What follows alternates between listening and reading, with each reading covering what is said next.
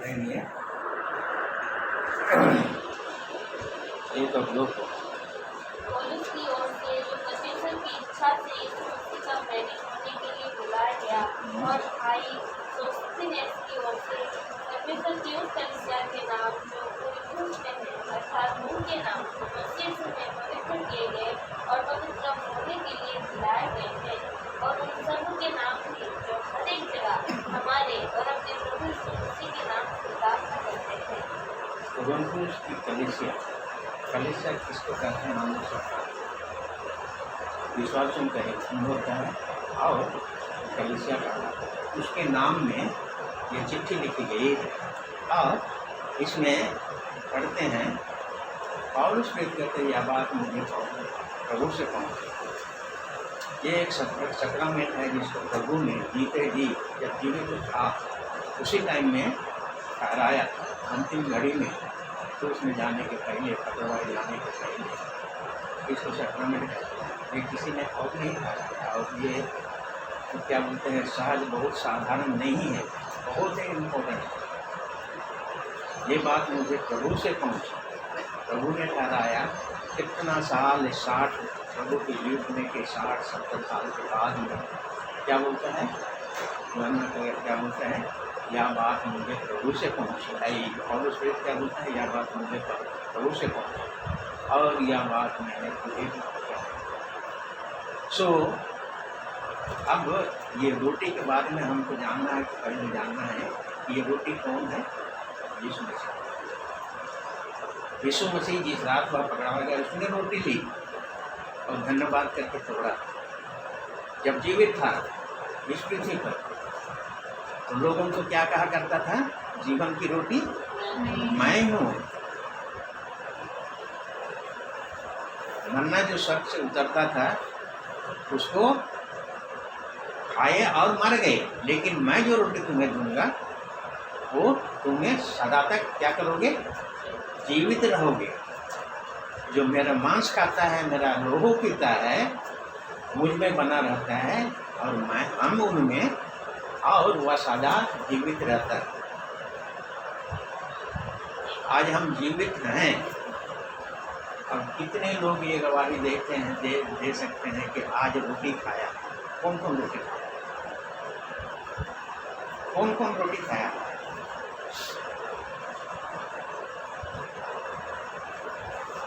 रोटी प्रतिदिन के लिए आवश्यकता होता है। स्वर्ग से उतरी हुई रोटी मैं हूँ। प्रभु ने कहा कि यह क्या है? रोटी जो है मेरा देह है। कितनों ने आज खाया है?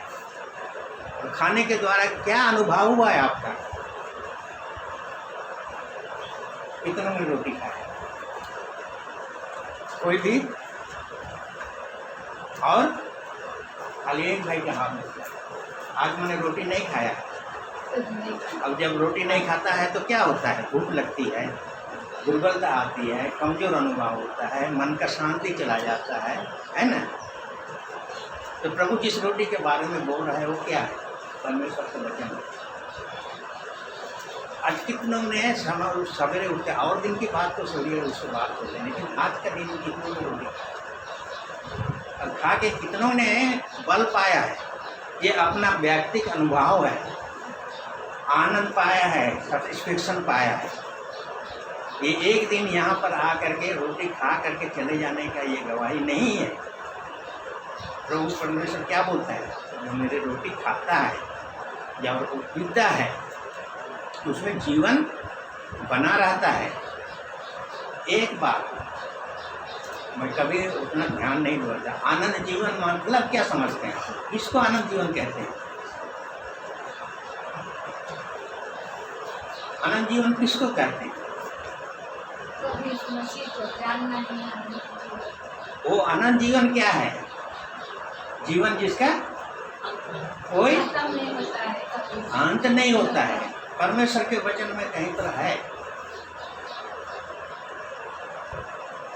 मैं भी एक ही ऐसे ही जानता था, यही जानता था कि अनंत जीवन जिसका कोई अंत नहीं है, शरीर मर जाएगा, लेकिन और एक हमारे लिए जीवन है। एक दिन क्या बोल रहा था, कहीं घर में बोल रहा था, हैं? अन्य जाति लोग क्या करते हैं? एक मर्तबे मरते हैं। लेकिन विश्वासी लोग 2 मर्तबे मरते हैं। क्या है 2 मरतबे? क्या बोला था? 2 मर्तबे मरते हैं। एक तो शरीर में मरते हैं, दूसरा क्या है? आत्मा में। अन्य जाति लोग 2 मर्तबे मरते हैं, लेकिन विश्वासी 1 मर्तबे मरते हैं। विश्वासी 1 मर्तबे मरते हैं, अन्य जाति लोग 2 मर्तबे मरते हैं, है ना? हम लोग शरीर में भी मर जाते हैं, लेकिन न्याय के दिन में धन्य हुए हैं जो प्रभु में मरते हैं, जी उठेंगे। और ये वचन देखिए क्या बोलता है, यूहन्ना रचित सुसमाचार 6 अध्याय,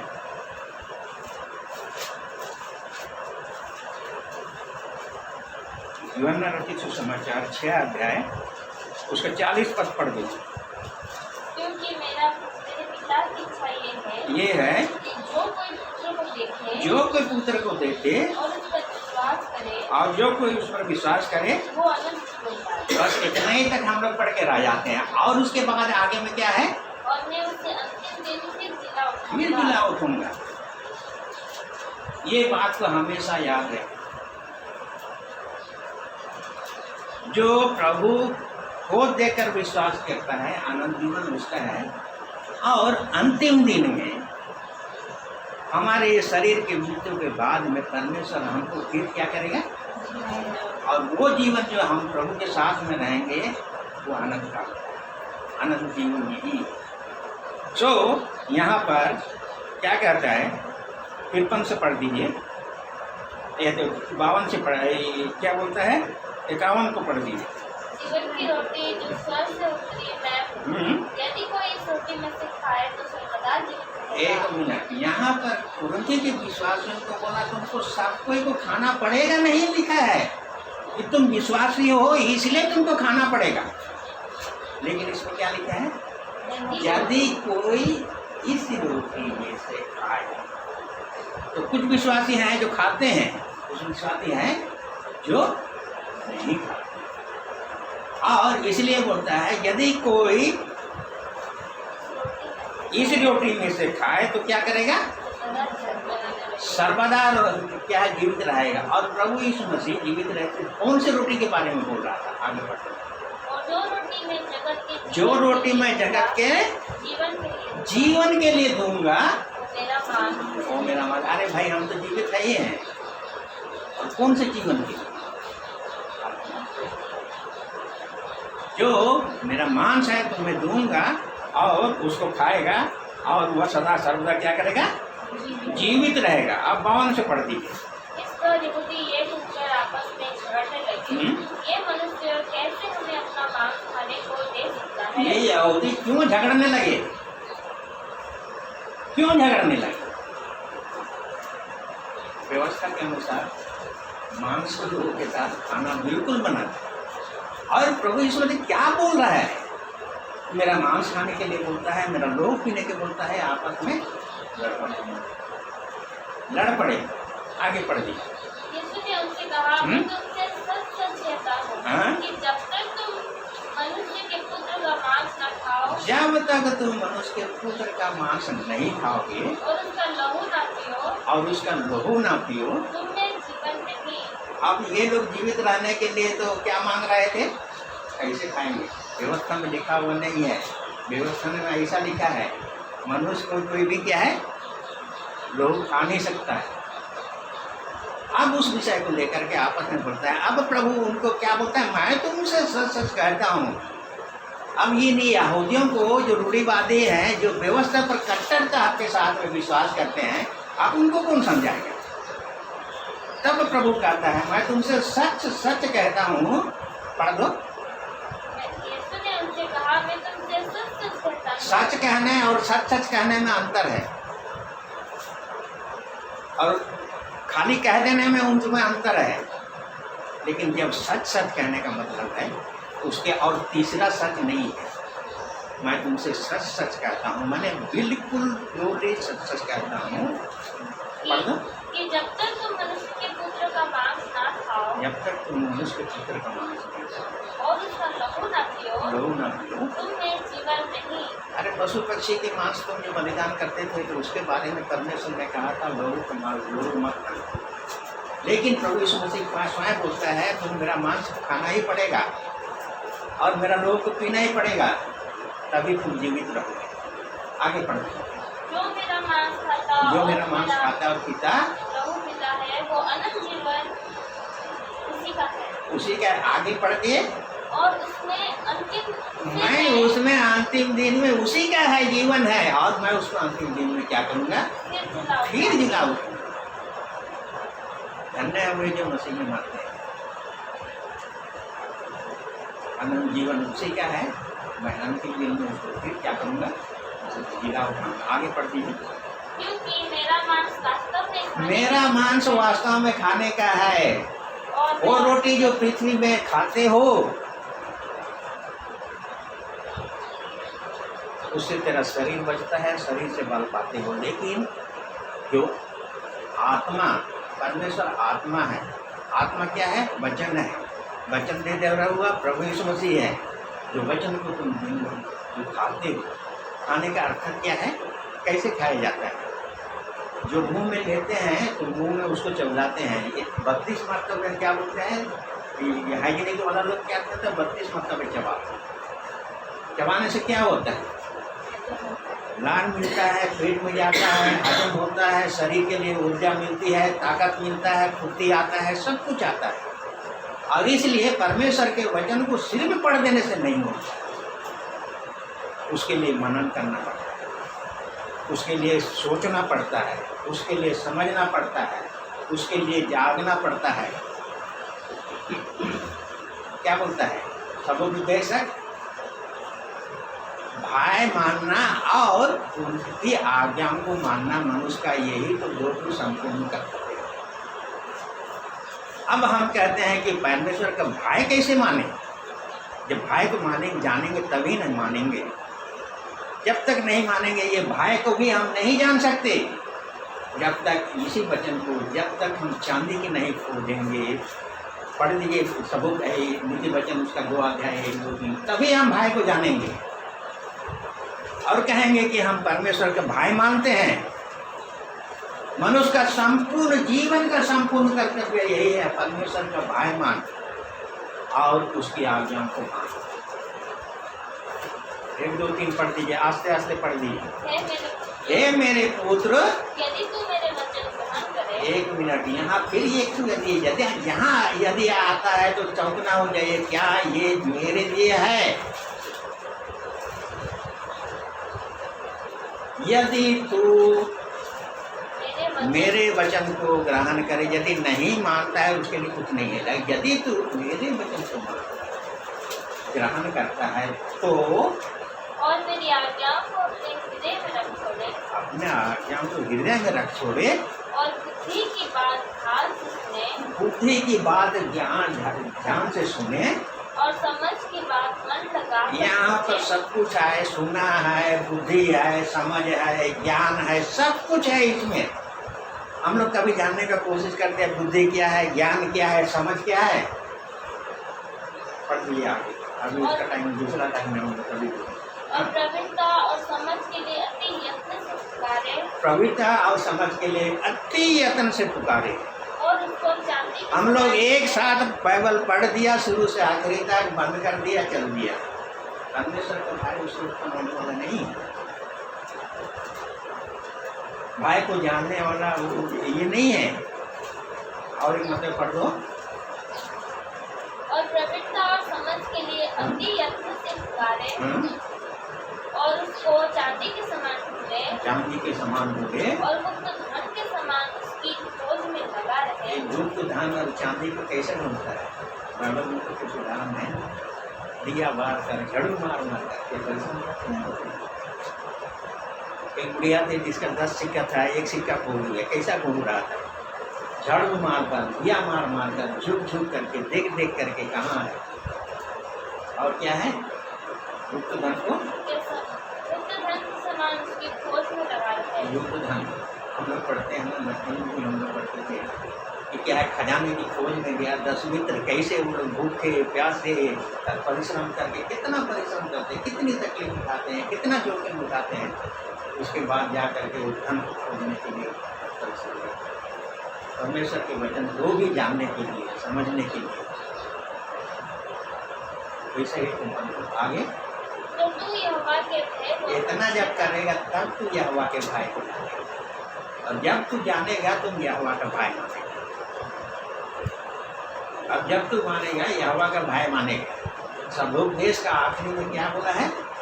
परमेश्वर का संपूर्ण कर्तव्य यही है, परमेश्वर का भाई मानो और उसका आज्ञा मानो। शायद हम लोग माँ बाप या कोई भी हो, यदि ऑफिसर है या कोई भी ऐसे है, किसी को आज्ञा दे दो कि ये कर दो, और जब उसी रीति से जब कर देता है तो आपको कितना आनंद मिलता है, कितनी खुशी मिलता है। तो परमेश्वर जो हमारे जीवन के लिए आज्ञा दिया, विधि दिया, व्यवस्था दिया, नियम दिया, उसको मानने के लिए हमको कहा, और जब हम मानते हैं तो इससे बढ़कर परमेश्वर को प्रसन्नता और कहीं कुछ नहीं, उससे बढ़कर परमेश्वर की प्रसन्नता कहीं नहीं है। इसीलिए बोलता है, क्या है? दो है जीवन का कर्तव्य, क्या है? भाई मानना और क्या है? आज्ञा का पालन करना। सो यहाँ पर हम लोग देखते हैं, आगे कहाँ पढ़ दिए, मैं तुमसे सच सच कहता हूँ कि जब तक मनुष्य के पुत्र का मांस ना खाओ और उसका लोहू ना पियो तो तुम्हें ये परम प्रभु यीशु मसीह कहता है भाई। तो आप और हमको जीवित रहने के लिए तो खाना ही पड़ेगा। नहीं खाते हैं, अगर डॉक्टर बोल देगा कि तुमको खाओ और नहीं खाओगे तो तुम बीमार से अच्छा नहीं हो सकते। जब प्रभु ने कहा जब तक तुम मेरे मांस नहीं खाओगे, तुम मेरा लोहू नहीं खाओगे, तुम्हें जीवन नहीं है। तो हमको क्या करना होगा? आगे मानना ही पड़ेगा जीवित रहने का। आगे पढ़ दीजिए। जो मेरा मांस खाता और मेरा लोहू पीता है अनंत जीवन उसी का है, फिर पढ़ दो और आगे। मैं उसे अंतिम दिन फिर जिला उठाऊंगा। हाँ, मेरा मांस वास्तव में, क्योंकि मेरा मांस वास्तव में खाने की वस्तु है और मेरा लोहू वास्तव में पीने की वस्तु है। हाँ, आगे। जो मेरा मांस खाता और मेरा लोहू पीता है वो मुझ में स्थिर बना रहता है। अब हम और लोग मैं पढ़ते हैं कि तुमने मुझे सत्यनाश के गड्ढे से निकाल करके जीवित चट्टान पर खड़ा किया और मेरे पैरों पर क्या किया है?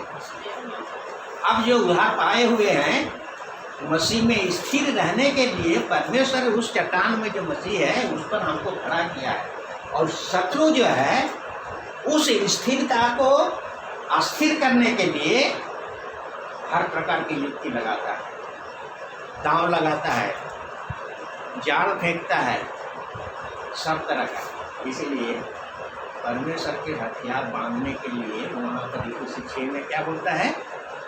परमेश्वर के सारे हथियार बांध लो कि बुरे दिन में सामना करके स्थिर रह सको, सामना करके स्थिर रह सको। जो मेरा मांस खाता है और मेरा लोहू पीता है मुझ में स्थिर रहता है, प्रभु में बना रहो। जो प्रभु में है, जो मसीह में है, वो क्या है?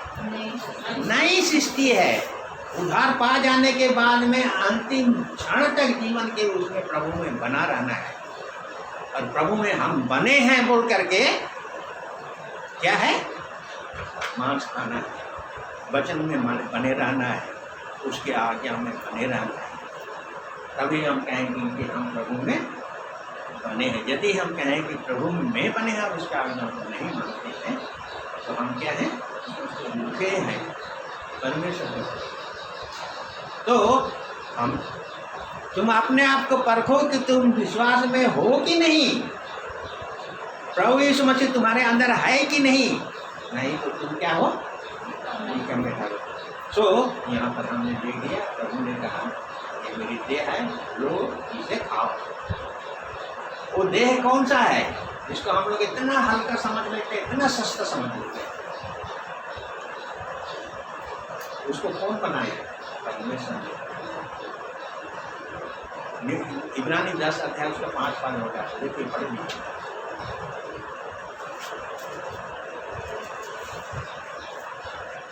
कारण वो जगत में आते समय हाँ? कहता है, हाँ? बलिदान और भेंट तुझे ना ना चाहिए, चाहा पर मेरे लिए एक देह तैयार ये तैयार किया हुआ दे। ये रोटी कौन बनाया? परमेश्वर ने तैयार किया है, हमारे लिए तैयार किया है, हमारे उद्धार की आवश्यकता के लिए तैयार किया है। उसी देह में प्रभु ने हमारे उद्धार और छुटकारा और जीवन सब कुछ उसी देह में होकर के तैयार क्या है, हमारे लिए प्रबंध किया था। उसी देह में प्रभु परमेश्वर ने हमारे लिए सब कुछ प्रबंध किया। उसी देह, उसके मार खाने से हम चंगे हो गए। कीड़े ठोके जाने के द्वारा तो हमारा क्या हुआ?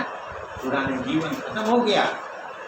हाथ पांव छेदे जाने के द्वारा हमारा नया मनुष्य का चाल चलन स्वभाव सब कुछ बदल गया। उसी देह में परमेश्वर ने क्या किया है? वो ऐसा तैयार किया है। एक मरतबे भाई क्या होता है, एक भाई बोल रहा था कि 39 कोड़ा उनको देना जरूरी था, वचन के अनुसार पूरा होना था। यदि लुच्चे होता तो 2 कोड़ा खा के ही पकड़ जाता, फिर बाकी कोड़ा खा नहीं सकता। इसलिए ऐसे कठिन समय में भी कठिन दुख सहने के लिए परमेश्वर ने उसके देह को ऐसे तैयार किया था जिसमें कोड़े खाने के बाद भी, कीड़े ठोके जाने के बाद भी, भाला बर्छे को छेदे जाने के बाद भी, जब तक हर एक चीज ही जो छुटकारे के लिए आवश्यकता था और उसके शरीर में पूरा ना हो जाए, वो जीवित था। और सब कुछ जब पूरा कर लिया, वचन पूरा कर लिया, तब उसने बड़े जोर से पुकार के कहा पूरा। और जिसको प्राण देने का भी अधिकार था, प्राण लेने का भी अधिकार था, उसका भी क्या बोलता है?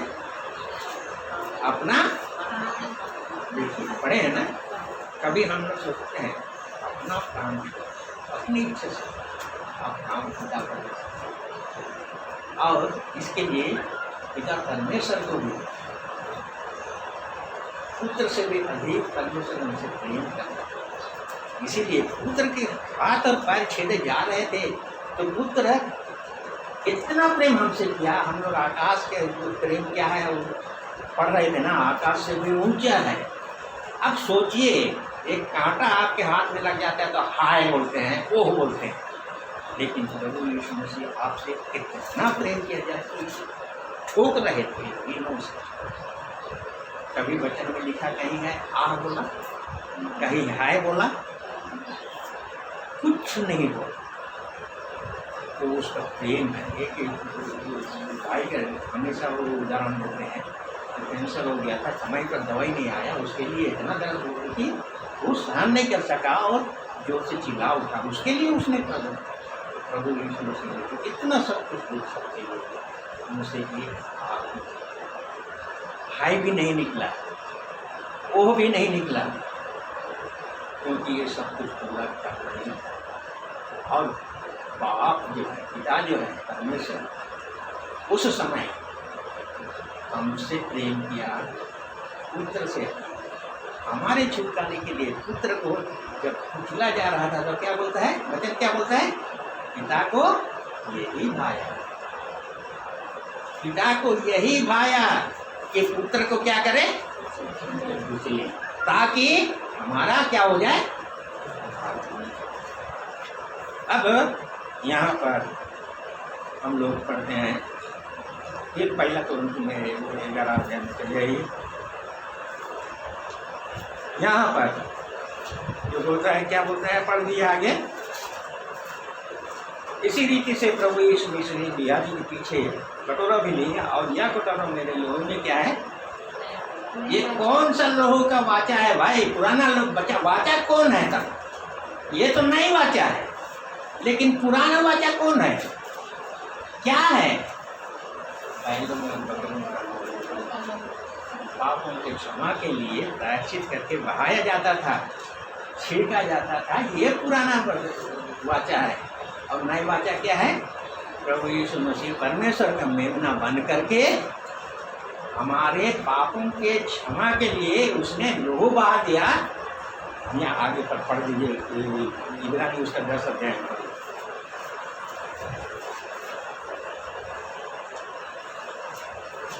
इब्रानी उसका 10 अध्याय में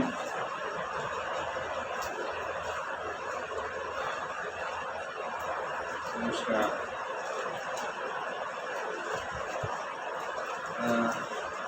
5 में 6 में पढ़ दिए। इसी कारण वो जगत में नहीं हाँ वो 6 तो पढ़ दो।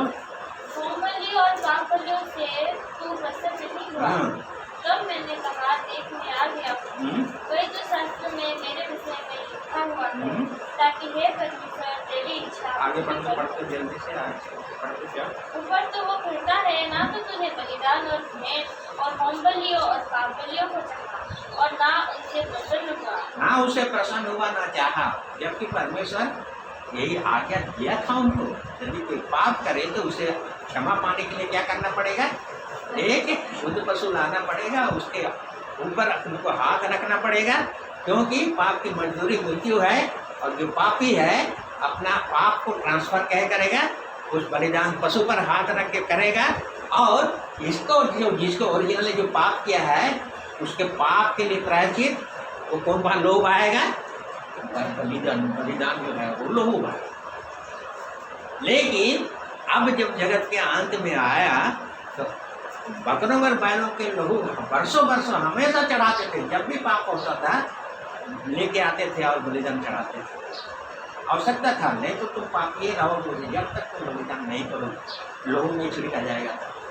लेकिन अब अंतिम नई वाचा के अनुसार क्या है, परमेश्वर का पुत्र प्रभु यीशु मसीह इस जगत में आकर के सारे पापियों के पाप को धोने के लिए, न्याय से छुटकारा देने के लिए, जीवन देने के लिए एक ही मतलब है बलिदान हो गया। आगे पढ़ दिए उसी में 9 को पढ़ लीजिए।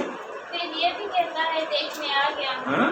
ताकि तेरी इच्छा पूरी करूँ। हम्म। अतः वो पहले को उठा लेता है ताकि दूसरे को नियुक्त करे। पहले का मतलब पुराना जो ये था उसको पैरों में बैलों में बकरों के लोग उसको उठा दिया और नया को नियुक्त करे। आगे उसी इच्छा से हाँ? हम यीशु मसीह की देह के एक ही बार बलिदान चढ़ाए एक जाने ही के बार द्वारा दे के बलिदान चढ़ाए जाने के द्वारा पवित्र किए गए हैं। पवित्र किए गए हैं। और आगे जबकि हम पढ़ते हैं 15 पद पढ़ लीजिए। और पवित्र आत्मा भी हमें यही गवाही देता है, क्योंकि उसने पहले कहा था, प्रभु कहता है कि जो वाचा मैं उन दिनों के बाद उनसे बांधूंगा मनुष्य हाँ? तो ये है कि मैं अपने नियमों को उनके हृदय पर हमारे हृदय में बसाऊंगा, ये नई वाचा के अनुसार उसकी प्रतिज्ञा है। और मैं उनके विवेक में डालूंगा। उनके विवेक में, हृदय में डालूंगा, विवेक में डालूंगा। और फिर वो कहता है, मैं उनके पापों को और उनके अधर्म के कामों को फिर कभी स्मरण ना करूंगा। नहीं स्मरण करूंगा। ये है नई वाचा। उसकी नई वाचा का लोहू हमारे पापों को क्षमा करता है, परमेश्वर से मेल मिलाप करता है, और हमारे पापों को कभी भी स्मरण वो नहीं। आगे पढ़ दीजिए, यहाँ पर आते हैं और आगे भी जाना है। पहला तो उसका आगे पढ़ दीजिए। क्योंकि जब कभी तुम रोटी खाते और इस कटोरे में से पीते हो तो प्रभु की मृत्यु को जब तक वो न आए प्रचार करते हो। तुम कैसे प्रचार करते हो? हैं? कैसे प्रचार करते हो? सुसमाचार का प्रचार है, परमेश्वर की महिमा का प्रचार है, परमेश्वर के नाम का प्रचार है। तो हम प्रभु की मृत्यु को कैसे प्रचार करते हैं? एक बाइबल में लिखा है, क्या लिखा है? शो द लॉर्ड्स डेथ, माने प्रभु यीशु मसीह की मृत्यु को तुम प्रचार। एक जगह में लिखा है proclaim the death of Lord's death, परमेश्वर की प्रभु की मृत्यु का तुम प्रचार करते हो। एक जगह में बोलता है कि तुम अपने जीवन के द्वारा परमेश्वर की मृत्यु को प्रचार करो। हम कौन सी मृत्यु का, प्रभु की मृत्यु को कैसे प्रचार कर रहे हैं? होठों से न जीवन से। पौलुस प्रेरित कैसा प्रचार कर रहा था? हैं? उसकी मृत्यु का प्रचार कैसे कर रहा था? हैं? मैं मसीह के साथ मसीह हूँ, और आप जो शरीर में मैं जीवित हूँ तो उस विश्वास से जीवित हूँ तो मसीह यीशु पर है, जिसने मेरे लिए अपने आप को दे दिया। आप और हम खुशी के हैं। और उसमें की तरह मैं क्रूस पर चढ़ाया गया। मसीह जब क्रूस पर चढ़ा तो मैं भी चढ़ रहा था। आज मैं जीवित हैं और हम कहते हैं कि प्रभु यीशु मसीह का मृत्यु को मुंहों से प्रचार कर रहे हैं। वचन क्या कहता है? उसकी मृत्यु का तुम प्रचार जब कभी तुम रोटी में खाते हो भाग लेते तुम उसकी मृत्यु कर। पौलुस प्रेरित कैसा प्रचार करता था? जहाँ भी जाता था क्या बोलता है? मैं मसीह के दास, मेरे हाथ मेरे पाँव मसीह का सर का कांटों पर पड़ा हुआ, बच्चा छेदा हुआ, भाड़ा हुआ, कोड़े से पिटा हुआ पीठ, जिससे हमारा जीवन परिवर्तित हो जाता है। हम नई सृष्टि में आ जाते हैं। पुरानी बातें के लिए तो प्रभु ने सब कुछ करवाई किया, उसका हम प्रचार होठों से करते हैं या जीवन से, और उसके जीवन से करते हैं। हम लोग होठों से करते हैं, मेरे लिए मरा लेकिन हम नहीं मरे, मेरे लिए कांटों से छेदा गया लेकिन मेरा पैर वही है जो बुराई करने के लिए दौड़ता है। मेरा हाथ, प्रभु का हाथ छेदा गया, हम कहते हैं मेरे लिए छेदा गया, लेकिन मेरा काम यही हाथ बुराई करने के लिए हमारे हाथ नहीं चाचा। कांटों का ताज पहना, मन शुद्ध नहीं हुआ, वही पुराने विचार, पुराना स्वभाव, पुराना काम, पुराना सोच वही है। ये किसको बोल रहा है? उनके भी विश्वास है। क्या बोलता है रोमी की किताब में? जो शरीर की दशा में है वो परमेश्वर को प्रसन्न, तो शारीरिक दशा में कौन है? जो शारीरिक दशा में होवे परमेश्वर को प्रसन्न, शारीरिक दशा में कौन है? आपको जानना पड़ेगा शारीरिक दशा क्या होती है। पहला कोरिन्थियों 3 अध्याय उसका 3 पद पढ़ो।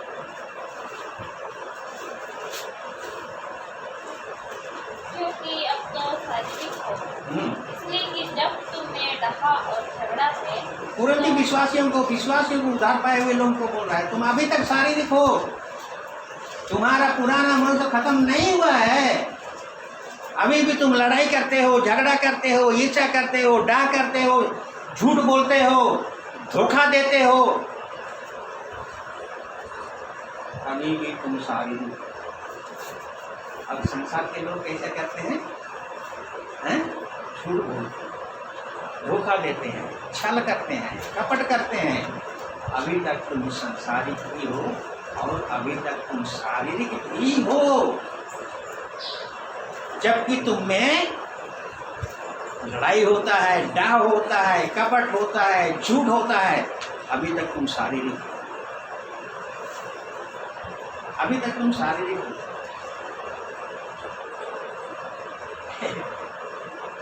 एक मनुष्य था जो बाल बड़ा बड़ा होने का दवाई का प्रचार कर रहा, और प्रचार करते करते बड़ी भीड़ लग गई उसमें, लोग सब जमा हो गए उसके प्रचार सुनने के लिए। और जबकि उसने प्रचार किया कि भाई जो चांदू भी हो गया उसका भी बाल उग जाएगा, जो छोटा है वो भी उग जाएगा, जिसका कम है वो भी उग जाएगा। इतने में एक आंधी है, आंधी आया तो क्या हुआ? उसका सर का बाल जितना है सूख पर का मुंडिया ही अलग हो गया। क्यों? क्योंकि उसने विक्स पहना था। आजकल बनता है ना मुंडी पहनने वाला बाल, उसको होता है ना, वो पहना हुआ था और वो दवाई बेच रहा था। वो क्या है? बाल उगने के लिए। हमारा भी वही अवस्था है, हम उससे अच्छे नहीं हैं। हम किसकी प्रचार करते हैं? वास्तविक जीवन से। इसीलिए पौलुस प्रेरित होता है, तुम मेरे सारे जगत के लोग तुमको पढ़ते हैं, तुम कैसा व्यवहार करते हो, कैसे चलते हो, कैसे बातें करते हो, सब लोग देखते हैं। हम तेल बेचने वाले की तरह हम भी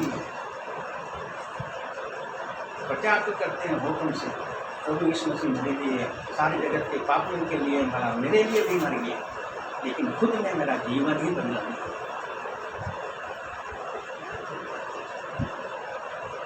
खाते पीते समय और ये नहीं समझ करके हम लोग खाते हैं, इसलिए हमारी दाता पहले के ही जैसा है। आगे बढ़ते जाइए।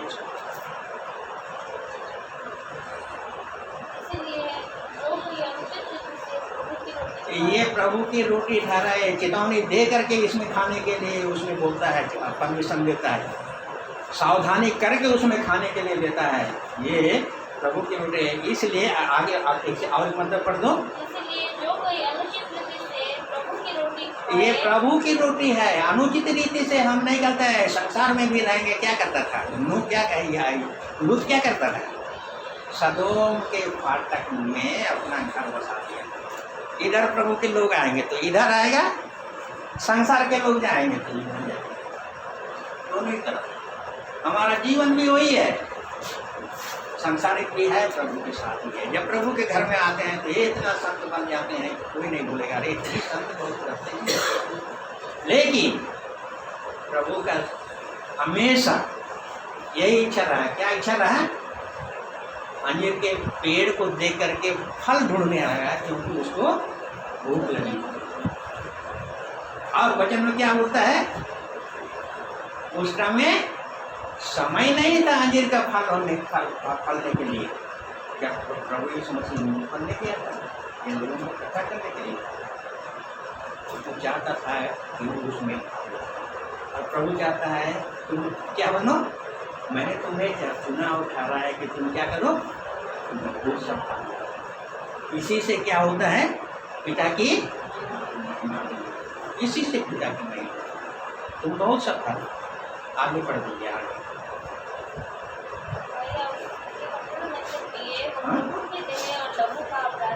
अपराधी कैसे ठहरेगा? तो जानबूझ करके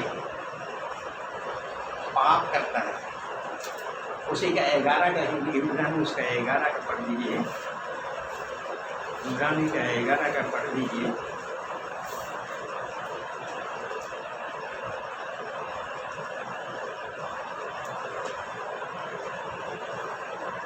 नजास का 26 को पढ़ दीजिए। सच्चाई की पहचान प्राप्त करने के बाद कि क्या पाप है, क्या अशुद्धता क्या है, क्या अधर्म है, दाऊद प्रार्थना करता है। भजन संहिता 32:1 को पढ़ लीजिए, हम बोल देंगे क्या ही धन्य है जिसका पाप क्षमा किया गया, जिसका अधर्म ढांपा गया है और जिसके मन में कपट ना हो। यदि हम जानबूझकर हम करते हैं, कभी कभी ये जब बात आता है तो कभी कभी मैं सोचता हूँ हम लोग तो बहुत कमजोर आदमी हैं, लेकिन दाऊद जैसा महाराजा जब पाप में गिरा तो पीछे चला गया, तो क्या उस टाइम में उसको परमेश्वर को उठाए के वचन उसको कभी याद आया कि नहीं? मैंने अपना पर्सनल मैं अपने एनालिसिस का, तो वहाँ पर एक मतलब जो पाप होता है ना, मनुष्य का पंधा क्या आप कर रहे हैं उनको क्यों मालूम। और इसलिए दाऊद इतना बड़ा जन्म जो परमेश्वर के मन के मुताबिक था, एक विचार करने के बाद में उसको कपट भी आया, उसको हत्यारा भी हो गया, तो क्या बोलता है झूठ भी होता, सब कुछ होने के बाद ही बड़ी मजा से दाऊद इतना करने के बाद भी कुछ नहीं हुआ है। जब तक नातान नबी नहीं होता है तब तक उसको कोई फर्क नहीं पड़ता है। लेकिन जब नातान नबी को बता दिया और उसने वो जो कहा, वो जो क्या बोलता किस्सा सुनाया, और उसके बाद बोला कि वो अधर्मी जान जो गरीब का छीन करके उसका बकरी को जो इतना प्रेम करता था गरीब आदमी, अपने मेहमान के लिए खातिरदारी करने के लिए उसको ले लिया। तो राजा था ही, न्यायी था ही, तो चट क्या बोलता है उसको प्राणदंड बना दे। तब तुरंत जैसे भी उसका पाप को मालूम हो जाता है तो मान लेता है मैंने महापाप। हम लोग तो पाप को जानने के बाद भी छुपा कर रहे पोटली बांध कर मानते नहीं है। आज कहाँ है वो पाप का जो क्या है, चेत कर, मन फिरा, पश्चाताप कर। 7 कलीसियाओं को जो प्रभु ने कहा आज हमारे जीवन में कहाँ है, पश्चाताप है, चेत होते हैं, मान लेते हैं, कहीं भी कोई भी सभा में हम लोग कभी किसी की प्रार्थना में आवाज सुनाई देती है?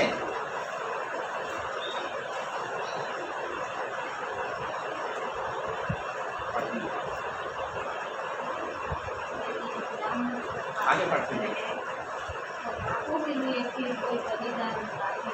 नहीं उसका जरा तो पढ़ दीजिए। इसीलिए मनुष्य अपने आप को जांच ले हाँ? और इसी रीति से इस मिट्टी में से खाए और हाँ? दूसरे में से पिए। हाँ, अपने को जांच ले और इसमें से पिएगा। और नहीं जांचने के कारण हम लोग क्या होते हैं, हम क्या है, जानबूझ कर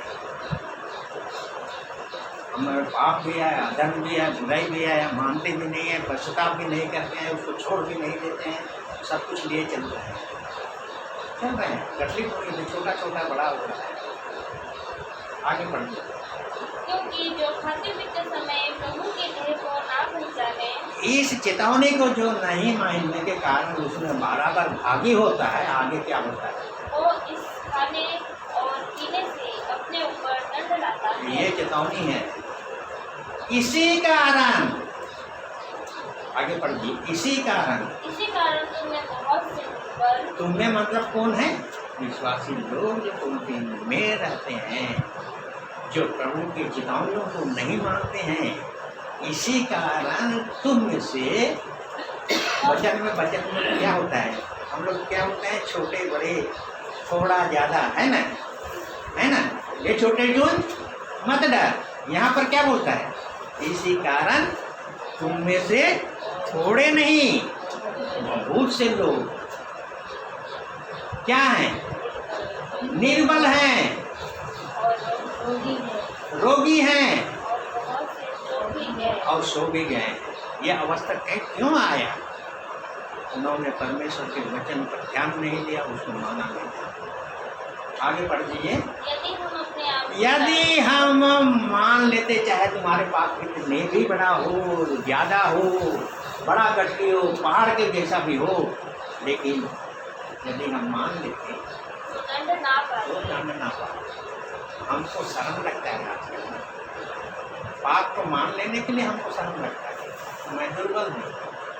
पाप को शर्म लग मानने के लिए कि मैं अधर्मी हूँ। खूब जगत में अधर्म करते हैं हम लोग। विश्वास करने के द्वारा परमेश्वर ने हमको क्या किया? उद्धार दिया ना। उद्धार के साथ और क्या किया? हम धर्मी भी ठहराया। तो अब तुमको जो है वो धार्मिकता का जीवन तुमको प्रकट किया। परमेश्वर हमको धर्मी ठहरा दिया। हम जगत में जैसा भी हम चले, नहीं हम सब ठीक, वो तो ठहरा दिया हमको। जो जैसा चलने चाहता है वैसे चलो, जो जैसा करता है वैसे ही करो। जब बोलता है तुमको उद्धार दे दिया, तो उद्धार देने के साथ में तुमको जब धर्मी ठहराया तो तुम्हारा जीवन भी धर्मी के अनुसार होना चाहिए। धार्मिकता का जीवन होना चाहिए। आगे बढ़ती है। परंतु प्रभु हमें दंड देकर हमारी ताड़ना करता है। प्रभु दंड देकर हम लोग क्या सोचते हैं? जो हमको घृणा करता है, जो हमको क्या करता है, अच्छा नहीं पाता है, मेरा शत्रु बन जाता है, वही हमको क्या करता है, धन्यवाद। लेकिन वचन में क्या बोलता है? जिससे प्रभु प्रेम करता है। पढ़ दिए आगे। इसलिए कि हम संसार के साथ दोषी ना, इसलिए हमको दंड देता है। वचन में क्या बोलता है? हे मेरे पुत्र प्रभु की क्या है, दंड को फल की बात कैसे कोड़े मारता है भाई, आपको कैसे घाव करता है बोलो। याकूब का 5 का 16-17 पढ़ दो ना। आयुब का वो घाव भी मारता है बोलता है, कोड़ा भी मारता है बोलता है, मलहम भी लगाता है मारता है। लेकिन कभी आपको कोड़ा मारा है? कोड़ा का अनुभव है? पढ़ दीजिए उसका 5 कितना होगा, 15-16 हो गया, कितना होगा, 18-19 17-18 पढ़ दीजिए। वो जो मार खाता है उसको धन्य बोलता है, और हम लोग यहाँ पर क्या बोलते हैं? जो मार खाता है वो श्राप बोलते हैं, है ना, है ना। देखिए प्रभु क्या बोलता है? धन्य है वे, हाँ, जिसको परमेश्वर ताड़ना देता है। इसीलिए तू सर्वशक्तिमान की ताड़ना को तुच्छ मत जान। परमेश्वर की ताड़ना को तुच्छ मत जान, क्योंकि वो घायल करता और वही पट्टी भी बांधता है। वो ये ऐसा ही खाली हम लोग बाइबल में है इसलिए पढ़ देते हैं कि ना आपके व्यक्ति का अनुभव है क्या? हाँ? आपके व्यक्ति का अनुभव है मार खाने का, घाव होने का, मलहम पट्टी होने का अनुभव है? अभी नहीं, अब तक हम उसमें नहीं। घाव करता है, मलहम पट्टी भी मारता है। प्रकाशित वाक्य 3 का उतना ही है ना, और है वही मारता है, हाँ? वही अपने हाथों से चंगा भी करता है। वह चंगा भी करता है। अनुभव है ना, खाली हो तो बाइबल में आ करके अयुब जो लिखा पढ़ दिया हो गया। मारता है भाई, मार खाए हैं कि नहीं? यदि मार नहीं खाए हैं तो भाई परमेश्वर के संतान भी नहीं है, उसका प्रेमी भी नहीं है। यदि हमने उसके क्या बोलता है, मार खाए हैं, कोड़े खाए हैं, घुड़की सुने हैं, है ना, कोड़ा का मार खाया है, छड़ी का मार खाए हैं, हमको लगता है। और वो छड़ी और कोड़ा क्या है? छड़ी और कोड़ा क्या है? परमेश्वर का वचन है जो वास्तव में मेरे जीवन को जो बताता है। कैसा लगता है? छड़ी की मार की तरह, कोड़े की मार की तरह। और हम घायल हो जाते हैं। बात से आपको घायल करते हैं कि नहीं? ऐसी बात बोल देंगे कि आप क्या बोलते, दुख से क्या करेंगे, हाय हाय करेंगे, आपको इतना दुख लगेगा। तो क्या कोड़ा के मार के जैसा नहीं है, छड़ी के मार के अनुसार नहीं है। लेकिन परमेश्वर क्या बोलता है, कोड़े भी लगाता है और छड़ी भी लगाता है, पट्टी भी बांधता है, और क्या करता है, चंगा भी करता है। जब मार खाते हैं तो धन्य हैं, और जब मार खाते हैं तो हैं, हम लोग खूब बोलते हैं ना कि हम परमेश्वर के संतान हैं, बोलते हैं ना, अपने परमेश्वर के पुत्र हैं। तो उसमें पढ़ दीजिए इब्रानी उसका 11 का कितना है उसका,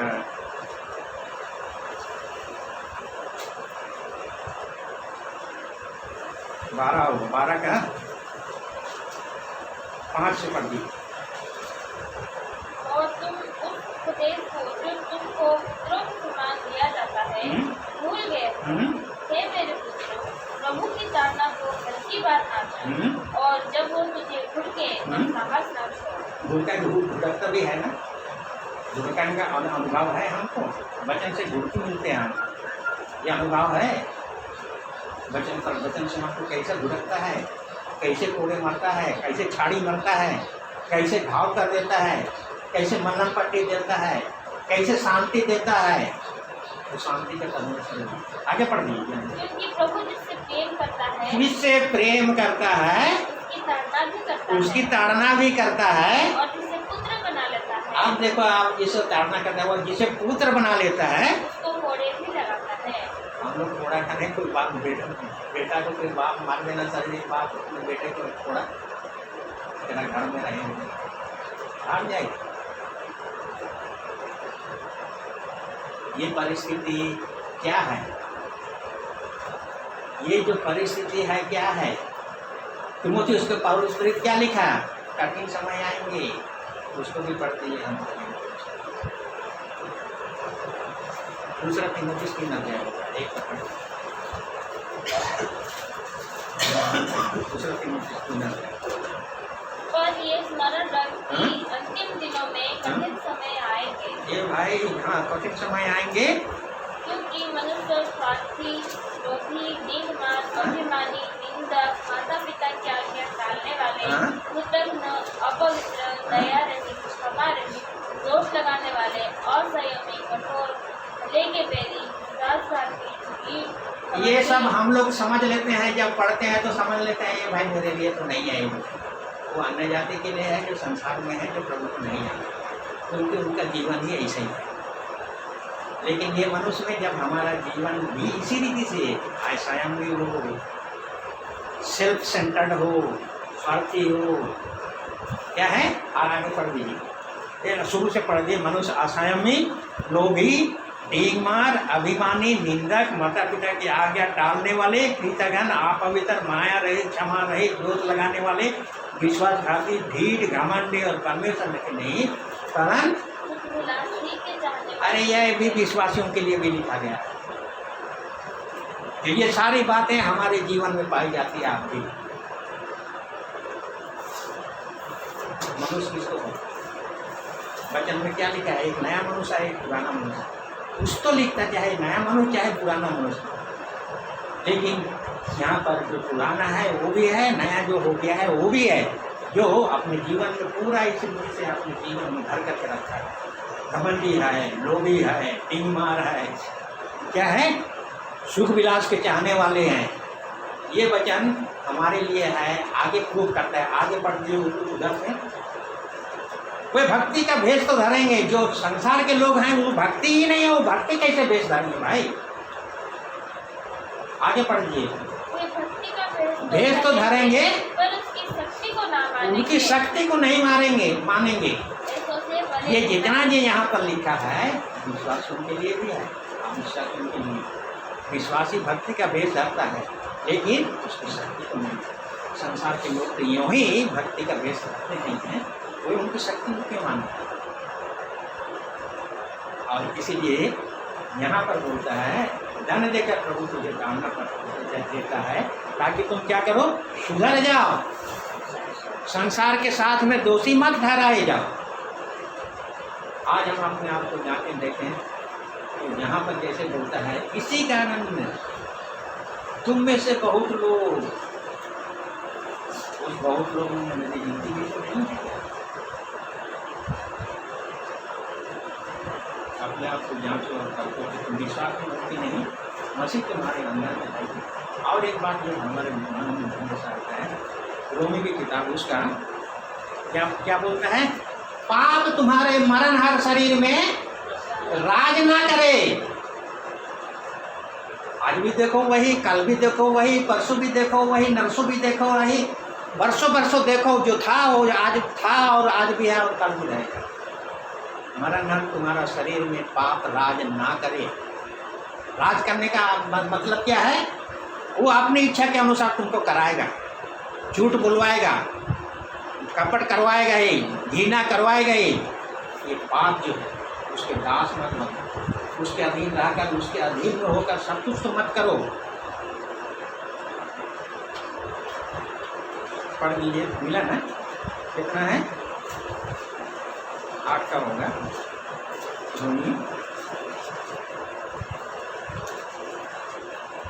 नहीं 6 का 12।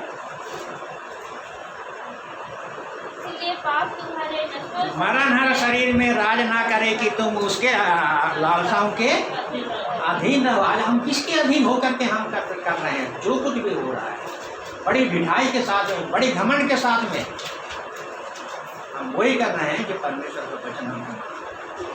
आगे पढ़ दिए।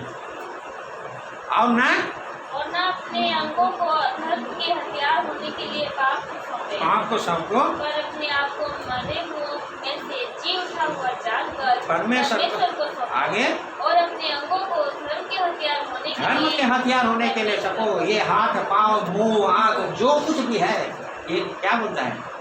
कुरुसी की किताब में क्या बोलता है? कौन अंगों को जो स्मृति है, कौन सा अंग? ये तो अपना सर्व पूरा शरीर है। मार डालो। मार डालने का मतलब क्या है? हाथ और कान सबको निकाल देंगे तो हम बचे ही क्या? हम मार डालेंगे सबको तो बचे ही क्या है? लेकिन उनकी लालसाओं को क्या है, वही मत करो। प्रभु यीशु मसीह ने जब कहा यदि तेरी आँख तुमको क्या करता है, पाप कराता है, तो उसको निकाल कर क्या फेंक देगा? हाथ काट दो, क्या काट देगा? निष्क्रिय कर दो उस हाथ से, और कोई वैसे पाप का काम नहीं, आँख से वैसे और काम नहीं। इसीलिए बोलता है कि उन अंगों को जो पृथ्वी पर है क्या करो?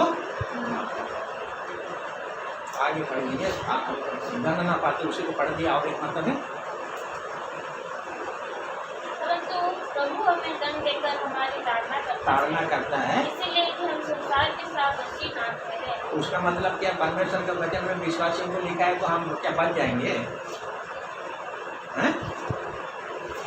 उसको ताड़ना मिलेगा और हमको ताड़ना नहीं मिलेगा यदि हम वैसे ही करेंगे तो।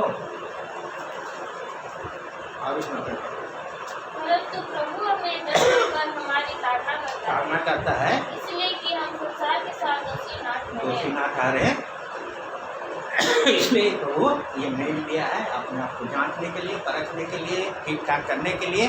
और जब कभी हम ये रोटी खाते हैं तो उसकी मृत्यु का तो सच्चाई तो आप लोग बोलते हैं ना, क्या बोलते हैं, परमेश्वर आत्मा है और अवश्य है कुछ भजन करने वाले। कौन सा आत्मा में और कौन सी सच्चाई में?